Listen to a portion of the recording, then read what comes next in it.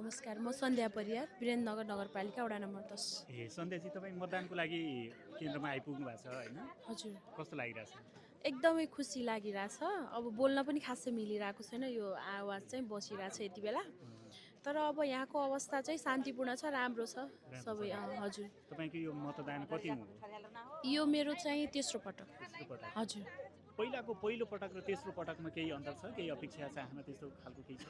पहिलो पटक चाहिँ खासै यस्तो केही थाहा थिएन राजनीतिको विषयमा होइन, अब कसरी हो के हो भन्ने थियो।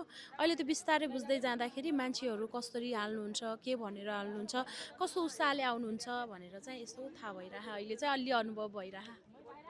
अनि यो पटक तपाईँले चाहेको उम्मेदवारले जित्नु होला जस्तो लाग्छ कि के लाग्छ? एकदमै मनदेखि त त्यही नै लाग्छ, सबैजनाले चाहिँ उतैतिर सपोर्ट गरिराख्नु भएको छ, मैले चाहेको उम्मेदवारलाई नै भन्न सपोर्ट नमिले गरिराख्नु पनि भएको छ। हजुर, अनि अब बुढो बुवाहरू पनि लट्ठी टेक्दै आउनु भएको छ, एकदमै खुसी छ। सायद हामीले चाहिँ मैले चाहेको उम्मेदवारले चाहिँ सफलता प्राप्त गर्नुहुन्छ भन्ने चाहिँ म एकदमै 100% ढुक्क छु। के गरिदिनु होला भन्ने तपाईँको अपेक्षा हो? अब जितेर चाहिँ अहिलेको यो अस्थिर अब यो जुन सरकार छ होइन, अब यो यसमा चाहिँ हाम्रो मेन एजेन्डा र आम नागरिकको एजेन्डा भन्नेको चाहिँ के छ भन्दाखेरि अहिले चाहिँ यो भूमिहीन सुकुम्बासीहरूको एकदमै बढी समस्या छ होइन।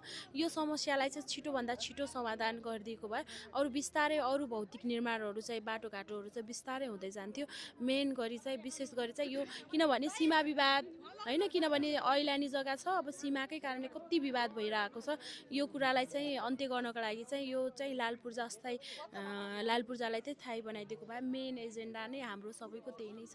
यो काम पुरा गर्नुहुन्छ भन्ने विश्वास छ? पुरा गर्नुहुन्छ पनि छ, यदि बिर्सिनु भएन हामी सम्झाउँछौँ। यहाँको समयको लागि धेरै धेरै धन्यवाद। Thank you. हजुर, धन्यवाद।